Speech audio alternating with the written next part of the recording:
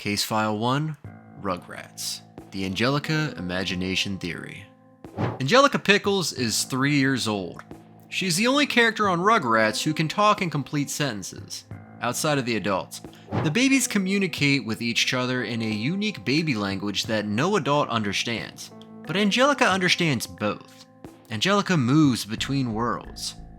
The theory? The babies don't exist. None of them. Not Tommy, not Chucky, not Phil and Lil. They're all constructs in Angelica's mind. Imaginary friends created by a neglected 3-year-old whose parents are never around. The evidence is unsettling when you line it up. Angelica's parents, Drew and Charlotte, are the most absent figures on the show. Charlotte is always on the phone, Drew is always working. Angelica is alone. So alone that she creates an elaborate fantasy world populated by babies who need her. Tommy is everything Angelica isn't. Brave, loved, the center of attention. Stu and Dee Dee are attentive to a degree that borders on parody. Angelica didn't just invent Tommy, she invented the parents she wishes she had. Chucky's mother is dead. This is canon. Melinda Finster died of a terminal illness. But what if Chucky's mother isn't the one who died? What if Angelica's grief over her own emotionally absent mother manifested as a character whose mother is literally gone? Phil and Lil are twins. Twins are a classic imaginary friend archetype for only children. 2 of everything. Double the attention, double the validation. What most people do not realize is that the series finale of Rugrats, All Growed Up, shows the babies as teenagers, but the episode is explicitly framed as a dream sequence. Angelica's dream.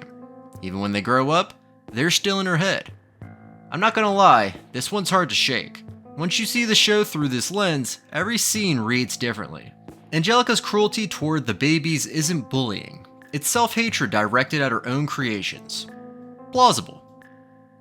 Case File 2. Ed, Edd and Eddy, the Purgatory Theory. Peach Creek is not a real place. It's the afterlife, and every child in the cul-de-sac is dead. Here's the theory. Each character in Ed, Edd and Eddy represents a different era of childhood death. Eddy is a 1940s hustler. Ed is a 1950s monster movie kid. Double D is a 1960s science-obsessed child. The time periods are decades apart. They shouldn't coexist, but in Peach Creek, they do, because time doesn't move in the afterlife. No parents appear on screen, ever. Not one. In 130 episodes spanning 10 years, 0 parents are fully shown. Arms reach through doors, cars pull into driveways, voices call from off-screen, but no face, no body. The parents exist only as appendages, as suggestions. The Kanker sisters live in a trailer park on the edge of town. In mythology, the edge of the afterlife is where demons wait. The Kankers are the only characters who seem aware of what the cul-de-sac really is. They're always watching, always waiting. In the series finale, Ed, Edd and Eddy's Big Picture show, the kids finally leave the cul-de-sac. They travel through a wasteland. They encounter surreal, nightmarish landscapes. And when Eddy's brother, the one character from the real world, finally appears, he's an abuser. A monster. The living world is worse than the afterlife. The cul-de-sac was protection. Peach Creek was a waiting room. And for 10 years, we watched dead children play forever. Never aging, never leaving, never knowing. Too clean to be a coincidence. Case File 3, SpongeBob SquarePants, Bikini Atoll.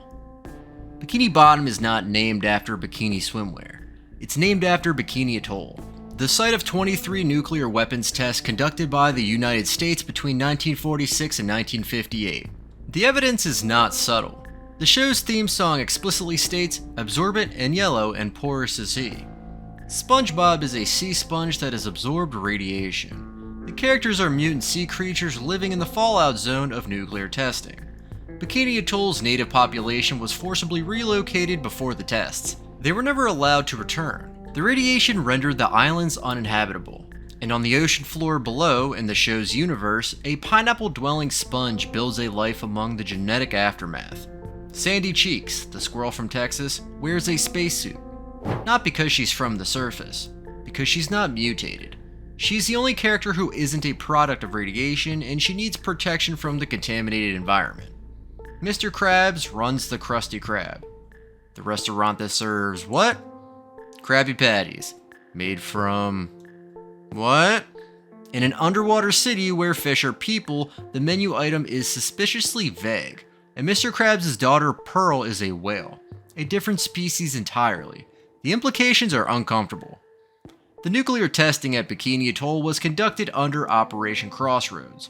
One of the tests, Castle Bravo, was 1,000 times more powerful than the Hiroshima bomb. The mushroom cloud was visible from 250 miles away, and Steven Hillenburg, the creator of SpongeBob, was a marine biologist. He knew. Plausible. Case file number 4, The Simpsons, Homer's coma theory. Homer Simpson has been in a coma since 1993. Every episode since season 4, episode 17, Last Exit to Springfield, is a dream. The evidence starts with the coma itself. In So It Comes to This, a Simpsons clip show, season 4, episode 18, Homer falls into a coma after a beer can explodes in his face. The episode is a clip show, but it's the first clip show in the series. The show literally looked backward for the first time. Before the coma, the family ages. Lisa has birthdays. Bart moves up a grade. Maggie grows. Time moves.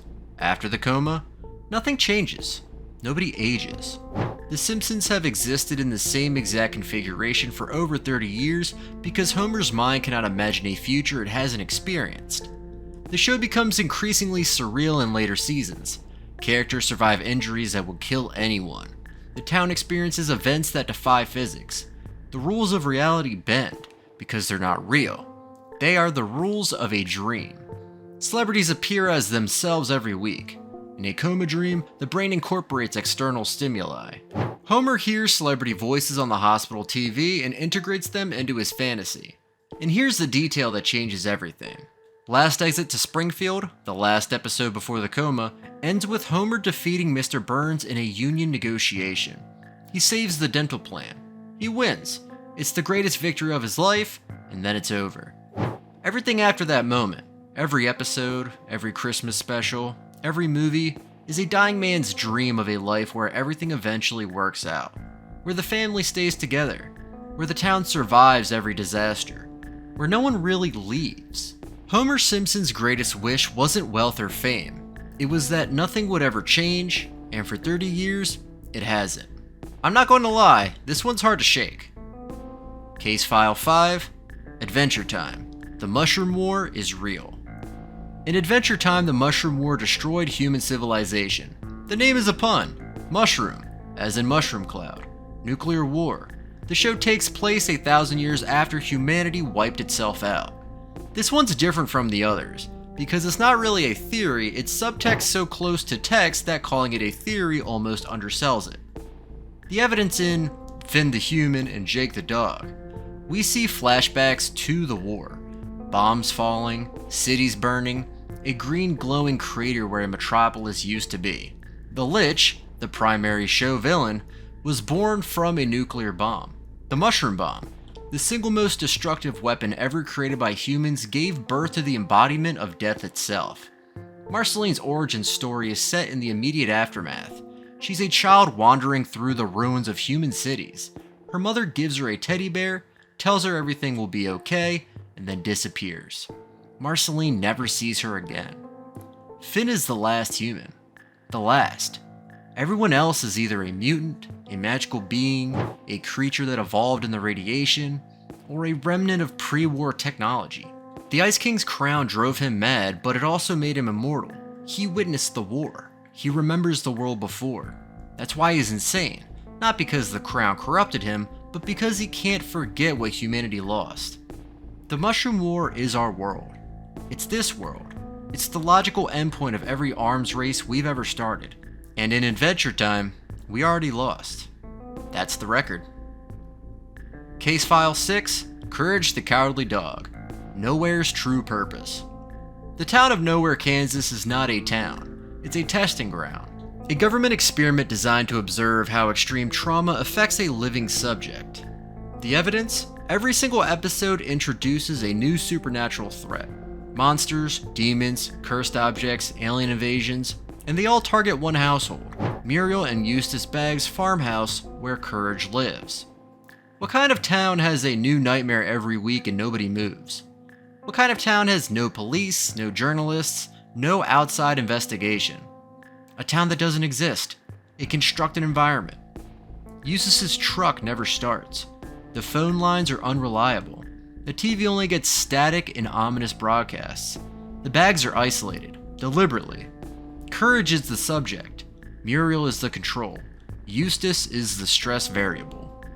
Courage displays intelligence far beyond a normal dog. He understands complex language. He operates machinery. He builds weapons. His brain has been modified, enhanced, to produce more fear, more data, more results. The most disturbing detail, Courage's parents were taken from him in the first episode, sent to the moon by a mad veterinarian. Courage was alone, vulnerable, the perfect subject for a trauma response experiment, and then Muriel found him, or was placed with him. Return the slab. You're not perfect. The things I do for love. Every monster in Nowhere speaks like a stimulus designed to produce a specific fear response, because that's exactly what they are. Nowhere, Kansas is a laboratory, and Courage is the experiment. Plausible. Case File 7, Pokemon, the Coma Theory. Ash Ketchum has been 10 years old for over 25 years, and I still don't think he gave Misty her bike back. He's traveled through 8 regions, caught hundreds of Pokemon, saved the world multiple times, and he hasn't aged a single day. The theory? Ash is in a coma. He's been in a coma since the first episode. The lightning strike from Pikachu and Pokemon I Choose You, the very first episode, was catastrophic. Ash didn't survive. Or he survived in a state of permanent unconsciousness where his mind constructed an endless adventure. The evidence builds slowly over the series. Ash never ages. His companions change, but he stays the same. The Pokemon world becomes increasingly fantastical. Literal gods, time travel, alternate dimensions, because his coma dream is expanding outward, becoming less tethered to reality. Nurse Joy and Officer Jenny are identical in every town, because the dreaming mind reuses faces. Ash's brain creates the same characters over and over, barely changing the details. Team Rocket follows him everywhere, through every region, across oceans and mountains and continents. They're not stalkers, they're a recurring thought loop. A brain stuck repeating the same pattern because it can't break out. In the coma, Ash is eternally 10, eternally on a journey, eternally almost winning the Pokemon League, but never quite getting there, because his mind can't imagine what comes after. Completion, ending, waking up. And here's the question the theory asks. If Ash wakes up, what is he? A 40-year-old man who's been unconscious since childhood? A life spent dreaming and nothing real to show for it? I'm not gonna lie, the show would not be the same if it was not a little bit controversial. Case File 8, Gravity Falls, the Society of the Blind Eye. This one's grounded in canon, but the implications go further than the show ever stated. In Gravity Falls, the Society of the Blind Eye is a secret organization that erases the memories of anyone who witnesses something supernatural. They use a memory gun to selectively delete specific experiences. The town of Gravity Falls is filled with supernatural phenomena. Gnomes, ghosts, time travelers, demonic triangles, and yet the residents walk around in blissful ignorance, because their memories have been systematically erased. The theory? This isn't a local operation. It's a nationwide program. Every town has a society. Every population is being kept deliberately ignorant of what actually exists in their world. Bill Cipher, the Dream Demon, openly acknowledges that the memory erasures are happening. He finds them amusing. A demon that feeds on knowledge and secrets, watching as humans willingly destroy their own memories. It's the perfect system. The cattle erasing their own awareness of the slaughterhouse. Gravity Falls is a breach point. It's where the system failed. Too many supernatural entities. Too many witnesses. The society couldn't keep up. By the time Dipper and Mabel arrived, the dam had already broken. What most people do not realize is that the memory gun was never destroyed. Yes, the society was disbanded. Yes, the members had their own memories erased. But the technology still exists. And if it exists, someone is still using it. Somewhere. Gone. Which theory sealed it for you? Is Rugrats a tragedy about a neglected 3-year-old inventing a world of babies who love her? Is Courage trapped in a government laboratory being harvested for fear? Or is Ash Ketchum a 40-year-old in a hospital bed somewhere, still 10 years old in the only world that matters? Drop it in the comments. If you want more dark animation lore, hit subscribe.